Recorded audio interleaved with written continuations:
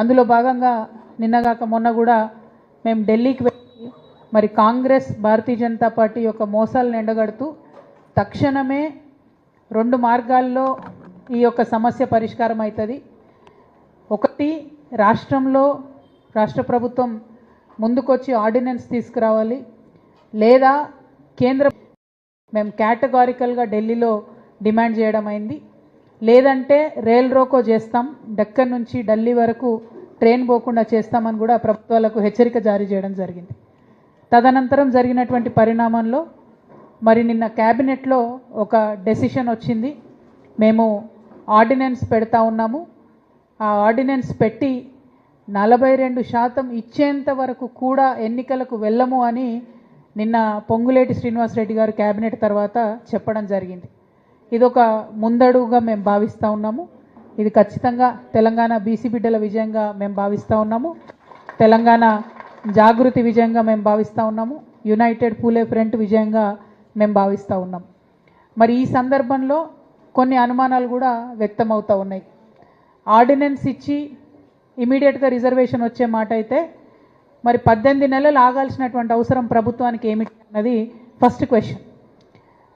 ఎందుకు ఆగినరు అన్నటువంటి విషయం నిజంగా చాలామంది కన్ఫ్యూజన్లో ఉన్నారు. కేవలం కాంగ్రెస్ పార్టీ మాత్రమే చేసింది, మేము ఒక కొత్త బిల్లు పెడుతున్నాం, పాత బిల్లు కాదు అనేటటువంటి రాజకీయ లబ్ధి కోసం ఆగినరని ఇవాళ మేము బలంగా నమ్ముతా ఉన్నాం. ఆ రాజకీయ లబ్ధి కోసం వాళ్ళు ఆగినరు. భారతీయ జనతా పార్టీ దగ్గరికి, అంటే రాష్ట్రపతి గారి దగ్గరికి వీళ్ళు పంపించిండ్రు. వాస్తవానికి పర్మనెంట్గా ఈ దేశంలో బీసీలకు చట్టసభల్లో చోటు రావాలన్నా జరగాల్సింది ఏంది? కాన్స్టిట్యూషనల్ అమెండ్మెంట్ జరగాలి, అంటే రాజ్యాంగ సవరణ జరగాలి. ఎట్లా అయితే ఎస్సీ ఎస్టీలకు రాజ్యాంగంలో మరి హక్కులు ఉన్నాయో అదేవిధంగా బీసీలకు కూడా హక్కులు ఇవ్వాలి. అది పర్మనెంట్గా జరగాల్సినటువంటి ప్రాసెస్. ఇవాళ లోకల్ బాడీలో ఎలక్షన్స్ కోసం జరగాల్సిన ప్రాసెస్ ఏంటిది? అయితే ఆర్డినెన్స్ ఇచ్చి ఇక్కడ రాష్ట్ర ప్రభుత్వం చేయాలి, లేదంటే వాళ్ళు అక్కడ నుండి తిరిగి మన చట్టాన్ని పంపాలి. సో ఇదే చికెన్ ఆర్ ఎగ్ లూప్ లాగా తిప్పుతున్నారు between Bharatiya Janata Party and Congress.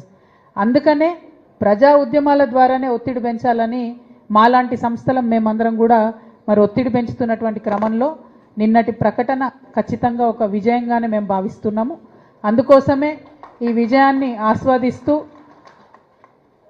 Ordinance ఇస్తామని చెప్పినారు కాబట్టి మేము తలపెట్టినటువంటి రైల్ రోకోను కూడా నిరవధికంగా మేము వాయిదా వేస్తూ ఉన్నాము. ఒకవేళ ఆర్డినెన్స్ మీద గవర్నర్ గారు సంతకం పెట్టకపోతే భారతీయ జనతా పార్టీకి సంబంధించి ఇతర రాష్ట్రాలలో కూడా గవర్నర్లకు గవర్నమెంట్కు మధ్యలో పంచాయతీలు అవుతున్నాయి. ఆర్డినెన్స్ ఇచ్చినా బిల్లు ఇచ్చినా గవర్నర్లు సంతకం పెట్టకుండా ఆపుతున్నారు. మరి ఇక్కడ తెలంగాణలో కూడా అదే పరిస్థితి వస్తే మీ అందరికీ తెలుసు, జాగృతి అయినా యునైటెడ్ పూలే ఫ్రంట్ అయినా ఉద్యమాలకు ముందు వరుసలో ఉండేటటువంటి సంస్థలు మళ్ళీ ముందుకొచ్చి ఖచ్చితంగా ప్రజల మద్దతుతోని రైలును స్తంభింపజేస్తాం, బస్సులు స్తంభింపజేస్తాం, అల్టిమేట్గా బీసీల హక్కులు సాధించే వరకు కూడా కొట్లాడతాం. ఇవాళ ఉన్నటువంటి సందర్భంలో కాంగ్రెస్ పార్టీ ఎన్నికల్లో చెప్పినటువంటి హామీలు అమలు చేయకపోవడంతో కూడా బీసీ బిడ్డలు కానీ ఎస్సీ ఎస్టీ మైనార్టీలు కానీ ఇబ్బంది పడుతున్నటువంటి పరిస్థితి మనం చూస్తున్నాం. అది ఏదన్నా కావచ్చు, విద్యా ఉద్యోగాలకు సంబంధించి కావచ్చు, పెన్షన్లు కావచ్చు, 2500 కావచ్చు, ఇవి ఇవ్వకపోతే ఎక్కువ